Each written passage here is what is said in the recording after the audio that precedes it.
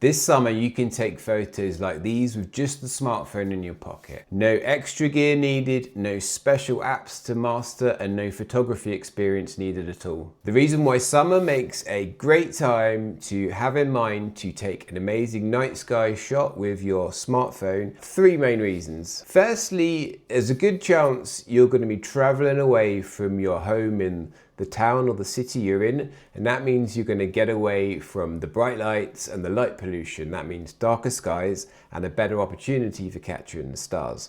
Even if you are not traveling, the nights are also going to be warmer.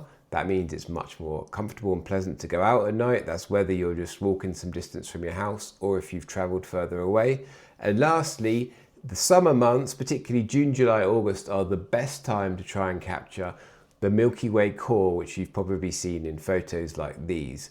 That's when it's at its peak, easiest to photograph. If you've ever been on a trip away from home or in the summer months, you've looked up at a beautiful starry sky and thought you would love to take an amazing photo like the ones you see online, this is the video for you right now. Most people assume you need a professional standard DSLR mirrorless camera to take shots like these, but you don't. Every photo I'm showing you in this video was taken with a regular smartphone. To do this, you just need a regular smartphone, as I mentioned. It doesn't have to be the latest and greatest iPhone, Samsung Galaxy, whatever. This photo I can show you now was taken with the Google Pixel 4, which is from 2019. Old phones have good cameras. That's not going to be the deciding factor on whether or not you can capture an amazing photo like this. The only bit of gear which is somewhat useful but not essential is a tripod. So you can get by without one. You can just prop up your phone against a tree or a rock or something, and I've done that plenty of times, but a tripod is a good idea. If you already own a regular photography tripod, you can just use that. You just need to add a cheap smartphone clamp, which you can get for like $5 on Amazon. If you don't have any sort of tripod, you can buy a smartphone tripod, again on Amazon or whatever, for 15 bucks. A small cheap one's completely fine. It just needs to hold your phone still while you take the shot. I'll put a couple of links below to recommended smartphone clamps and smartphone tripods, but again, you don't need anything special. So now you've got your gear together, it's the second step is the planning. And knowing how to do this is kind of the secret sauce that'll get you from a bang average photo to a pretty awesome photo. So there are four things to consider in planning. So the first is light pollution, the glow that comes from all the artificial lighting in cities and towns. It brightens the sky and it makes it harder for you to capture the stars because they don't really pop through. The further you are from a town or city,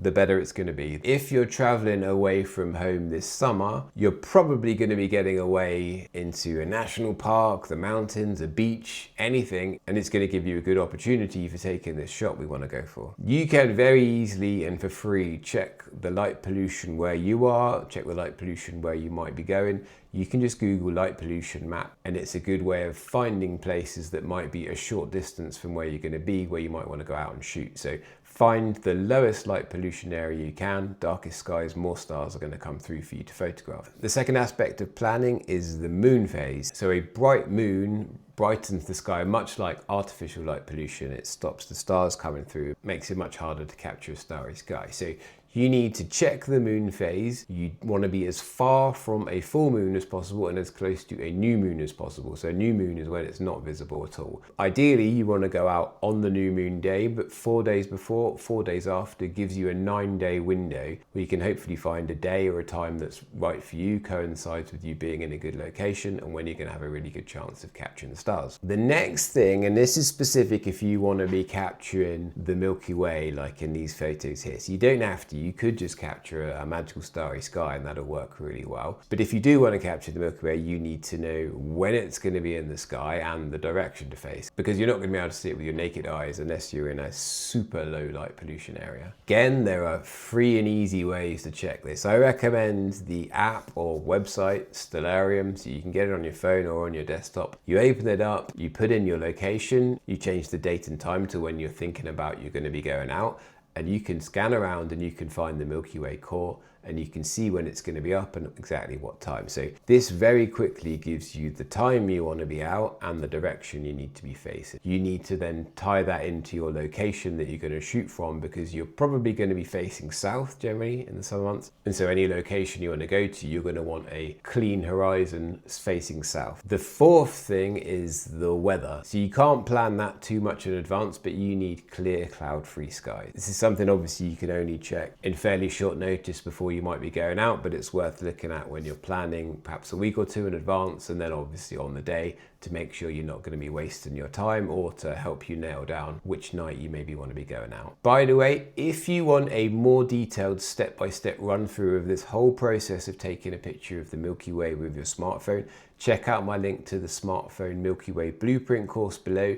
That takes you through in 60 minutes every implementation step and exactly what you need to know, from gear, planning, shooting, settings. It takes you from complete beginner with your smartphone to taking photos like these, everything you need to know in 60 minutes. Now, the third phase of this whole process is taking your photos. To do this, you don't need any special app, as I've mentioned. The native camera app, the standard camera app on your phone, is going to do the job for you. But what you're going to need to do is access its astrophotography mode. So your phone, whether it's iPhone, Samsung, Huawei, Google, whatever, will have some version of this under a slightly different name. I have another video which I'll link to here and in the notes below that takes you through exactly how to find it. They're always a little bit hidden with everybody's phone for some reason, but they're there. What these modes do is they optimize everything for you in one tap. They focus, they shoot, they capture that photo. They're really good for automating the whole process. This is your real hack into getting a great shot like this, and these photos I'm putting on the screen now are using these modes. The only other setting which I do recommend you change is to go into your phone settings before you take your night sky shot and change it from shooting in JPEG to RAW. That might sound a bit technical and scary. It's just changing the format that the file of the photo is going to be saved in. This enables you to capture more data in your photograph and then gives you a better chance of turning it into a masterpiece when you make a few tweaks in a second. That leads on to the third step, which is taking a photo home and adding a little bit of magic to it. So don't be put off by the prospect of shooting in RAW and processing. You can do it all on your phone. It's really easy and it's free. You're going to get your photo that you've taken in RAW.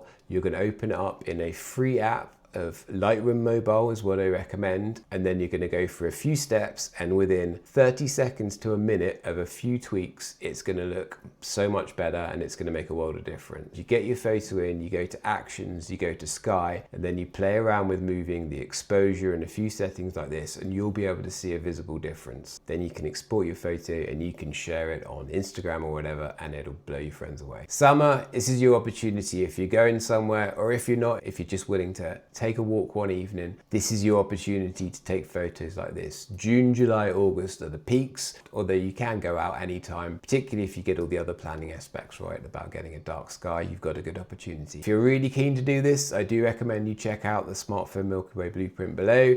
Again, 60 minutes, it'll take you through everything you need to know, and you'll be a master at the end, and you need to know nothing at the start. If you want to know how to access the astrophotography mode for your phone, I've linked to the video below. And if you want to see some more examples of great smartphone night sky photography, check out this video here where you'll be able to see what your phone is really capable of. Bye.